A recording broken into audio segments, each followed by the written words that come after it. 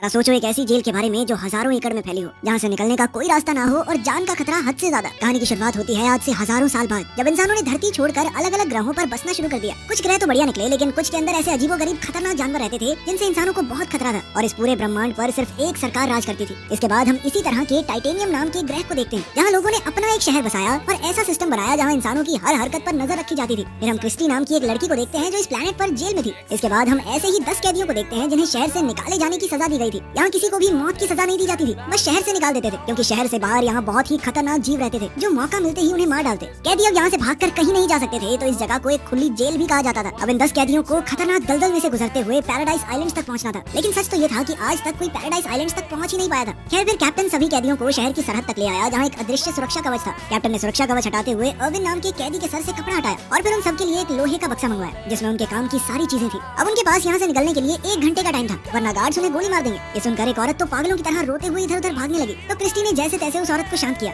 इसके बाद वुल्फ नाम के कैदी ने कहा कि वो सबके बारे में जानना चाहता है। असल में वो खुद ब खुद सबका लीडर बनने की कोशिश कर रहा था, क्योंकि वो पहले भी इन दलदलों में जा चुका है। लेकिन तभी अचानक पेगन नाम का एक खतरनाक कीड़ा जमीन से बाहर आ गया और तुरंत अपने शिकार को लेकर जमीन में वापस चला गया। खैर फिर क्रिस्टी ने कहा कि वो वुल्फ के साथ नहीं बल्कि अर्विन के साथ आगे बढ़ना चाहती है। तब अर्विन ने कहा कि भाई हमें बक्सा खोलकर चीजें आपस में बांट लेनी चाहिए, फिर अपने अपने रास्ते निकल जाएंगे। लेकिन बक्सा खुलते ही सब एक साथ टूट पड़े और अर्विन के हाथ सिर्फ एक चाकू लगा। अर्विन ने कहा कि सबको बराबर चीजें मिलनी चाहिए, लेकिन तभी वुल्फ के साथी ने क्रिस्टी पर हमला करने की कोशिश की, मगर अर्विन ने उसी वक्त उसकी गर्दन पकड़कर सबको धमकी दी कि एक दूसरे पर हमला करने का अंजाम अच्छा नहीं होगा। आखिरकार वुल्फ ने उन्हें उनका हिस्सा दे दिया, लेकिन फिर अर्विन ने कुछ खाने की चीजें उनको देने के बदले उनसे वो खाली बक्सा मांग लिया, जिसके लिए वुल्फ खुशी खुशी तैयार हो गया। तभी महल से आवाज आई कि कैदियों को अभी के अभी यहाँ से निकालना होगा, तो वुल्फ ने अपनी टीम को आगे बढ़ने का ऑर्डर दिया। वहीं अर्विन और क्रिस्टी ने भारी बक्सा अपनी कमर पर बांधा और अपने रास्ते निकल पड़े। तभी अचानक महल से हमला हुआ और सभी लोग पत्थरों के पीछे छुप गए। तब अर्विन को एहसास हुआ कि असल में ये हमला उसे मारने के लिए किया गया था। उसने क्रिस्टी को अपने साथ रेंगते हुए आगे बढ़ने को कहा। फिर जल्द ही वो एक सुरक्षित जगह पर आ पहुंचे और तब अर्विन ने देखा कि वुल्फ की टीम भी उनका पीछा कर रही है। इसके बाद क्रिस्टी ने अर्विन से पूछा कि क्या सच में पैराडाइज आइलैंड नाम की कोई जगह है भी। इस पर अर्विन ने जवाब दिया कि अगर वो जगह ना होती तो सरकार के लोग उन पर हमला क्यों करते।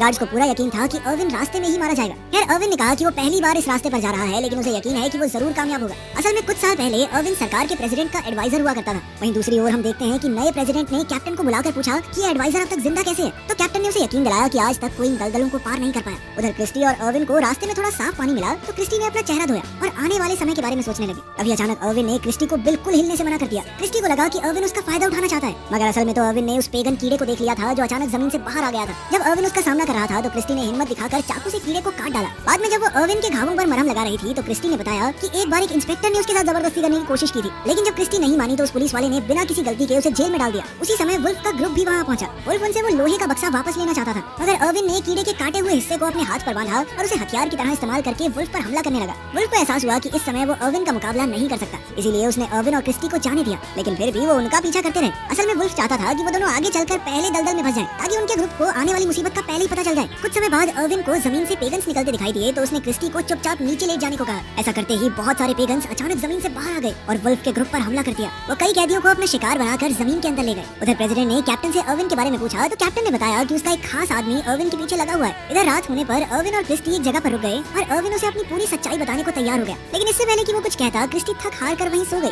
बाद में जब उनकी आंख खुली तो उसे अजीबोगरीब आवाजें सुनाई दी और सामने से हजारों की तादाद में कीड़े उनकी तरफ बढ़ रहे थे। क्रिस्टी डर के मारे तेजी से दौड़ी, मगर अर्विन ने उसे तुरंत पकड़कर लोहे के बक्से में डाला और खुद भी अंदर लेटकर ढक्कन बंद कर दिया। इसी तरह वो कीड़ों के आतंक से तो बच गए, मगर उनके बक्से का ढक्कन बुरी तरह टूट गया। दरअसल अर्विन ने बक्से की मांग इसी मुसीबत से बचने के लिए की थी। फिर शांति होने के बाद वो बाहर आए और बक्से को वहीं छोड़कर आगे बढ़ गए। कुछ समय चलने के बाद वो दलदल की शुरुआत में पहुंच गए। वहीं वुल्फ का पूरा ग्रुप भी उनका पीछा कर रहा था। लेला नाम की एक लड़की को लगा कि ऐसे तो अर्विन और क्रिस्टी ज्यादा आगे निकल जाएंगे, तो वो उनके पास पहुंचने के लिए तेजी से चलने लगी। तब वुल्फ उसे रोकने के लिए दौड़ा, मगर अचानक वो खुद ही दलदल में फंस गया। उसी वक्त लेला ने सबको बताया कि अर्विन असल में पिछले प्रेसिडेंट का एडवाइजर था और वो जानता है कि यहाँ से जिंदा बाहर कैसे निकलना है। फिर यान नाम के कैदी ने वुल्फ को बाहर निकाला। खैर रात होने पर अर्विन और क्रिस्टी एक जगह रुके और अर्विन ने उसे कच्चे मेंढक खिलाए। फिर उसने खुद ही क्रिस्टी को बताया कि वो पहले प्रेसिडेंट का एडवाइजर हुआ करता था, लेकिन वहाँ के सिस्टम का काला सच जब उसके सामने आया तो उसने आम लोगों के सामने उनका पर्दाफाश करने का फैसला किया। अब किसी को भी सीधे तौर पर मारना अलाउड नहीं था, तो सरकार ने उसे मरने के लिए इस दलदल में भेज दिया। लेकिन अर्विन यहाँ आने से पहले सिस्टम के अंदर एक ऐसा वायरस डाल के आया है जो एक खास कोड से बंद है, और ये कोड उसके सिवा कोई नहीं जानता। अब जल्द ही सिस्टम ठप होने वाला है, कोई हथियार कोई कैमरा काम नहीं करेगा और लोग फिर अपनी मर्जी से एक नया सिस्टम बना सकेंगे। ये सब सुनकर क्रिस्टी ने कहा कि फिर तो सरकार के लोग हाथ धोकर उसके पीछे पड़ जाएंगे, मगर अर्विन ने कहा कि उसे पूरी उम्मीद है कि तब तक वो यहाँ से बचकर निकल जाएंगे। वहीं दूसरी ओर शहर में सरकार का सिस्टम ठप होना शुरू हो गया था। सबसे पहले कम्युनिकेशन सैटेलाइट्स ने काम करना बंद कर दिया। फिर अगली सुबह हम देखते हैं कि लेला और बाकी कैदी जो वुल्फ का ग्रुप छोड़कर आगे बढ़ गए थे, उनका सामना रास्ते में कुछ जंगली लोगों से हुआ। उनकी चीखें जब क्रिस्टी तक पहुंची तो वो दुखी होकर रोने लगी। वो उस इंसान को कोसने लगी जिसने ये सजा बनाई थी, लेकिन असल में किसी को ना मारकर यूं खुले में छोड़ देना अर्विन का ही आइडिया था। ये सुनकर क्रिस्टी क्रिस्टी को बहुत गुस्सा आया और वो रोते हुए अर्विन पर चिल्लाने लगी। उधर वुल्फ को पत्थरों के पीछे उसके ग्रुप के लोग छिपे हुए दिखाई दिए। तब अपनी जान बचाने के लिए लेला ने वुल्फ को बताया कि उसे प्रेसिडेंट के एडवाइजर को मारने का ऑफर मिला है। अगर उसने अर्विन को मार दिया तो सरकार का हेलीकॉप्टर उसे लेने आएगा। अब वुल्फ के दिमाग में एक आइडिया आया कि अगर वो लेला को ही खत्म कर दे तो सरकार शायद उसे भी ऑफर दे देगी। लेकिन फिर लेला उससे बचकर भागी और दलदल के अंदर एक खूंखार मकड़ी के जाल में जा फंसी।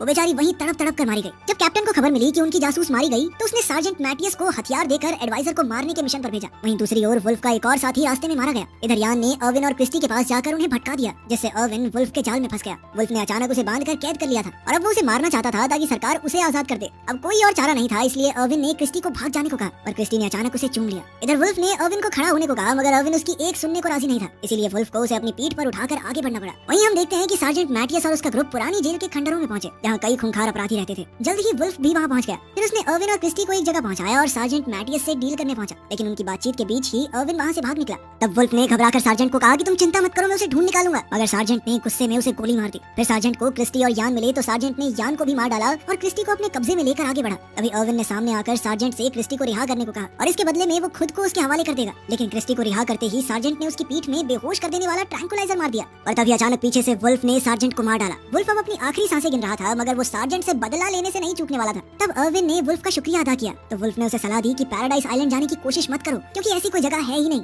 उसे इतनी सलाह देकर वो मर गया। बाद में हम देखते हैं कि अर्विन क्रिस्टी को अपनी बाहों में उठाकर समुद्र तक पहुंचा और उसे एहसास हुआ कि इसे पार करने के बाद ही वो पैराडाइज आइलैंड तक पहुंचेंगे। इसे पार करने के लिए उसने खुद पौधे इकट्ठा करके उनका छोटा सा आइलैंड बनाया। उधर कैप्टन अब सार्जेंट से कांटेक्ट नहीं कर पा रहा था, तो वो समझ गया कि एडवाइजर को ढूंढने का अब कोई फायदा नहीं। खैर फिर भी उसने अर्विन के पीछे एक आखिरी ड्रोन भेजा। जब क्रिस्टी को होश आया तो उसे महसूस हुआ कि जिस छोटे से आइलैंड पर वो खड़े थे वो धीरे धीरे डूब रहा है। ये सुनकर उनके साथ मौजूद जो नाम का एक कैदी समुद्र में कूद गया ताकि उन पौधों पर थोड़ा वेट कम हो और अर्विन और क्रिस्टी की जान बच जाए। अभी उन दोनों की नजर उनकी तरफ आ रहे एक ड्रोन पर पड़ी। एक बार को तो उन्हें लगा कि अब खेल खत्म हो चुका है, लेकिन उन तक पहुंचने से पहले ही वो खराब होकर पानी में गिर गया, क्योंकि अब अर्विन का बनाया हुआ वायरस पूरे सिस्टम में फैल गया था। अब उसे थोड़ी खुशी हुई क्योंकि शहर के लोग करप्ट सरकार के चंगुल से बाहर आ जाएंगे। लेकिन अचानक उन्होंने देखा कि वो बहुत तेजी से एक झरने की तरफ बढ़ रहे थे। लेकिन तभी उन्होंने जैसे तैसे खुद को अपने छोटे से आइलैंड से बांधा और वो वहाँ से नीचे गिरकर भी बच गए। ये किसी करिश्मे से कम नहीं था। आखिरकार वो किनारे तक पहुंचे जहाँ प्रेसिडेंट के लिए एक खुफिया बंकर बनाया गया था। इसे बनाने वाला कोई और नहीं बल्कि अर्विन ही था। लेकिन उसे खोलने के लिए कोड का आखिरी नंबर अर्विन को पता नहीं था, क्योंकि वो प्रेसिडेंट ने खुद डाला था। वो तुक्का नहीं मार सकते थे, क्योंकि अगर 2 ट्राई में उन्होंने सही जवाब नहीं भरा तो बंकर लॉक हो जाएगा। लेकिन फिर उसने थोड़ा दिमाग लगाकर प्रेसिडेंट की तरह सोचते हुए नंबर डाला और दरवाजा फट से खुल गया।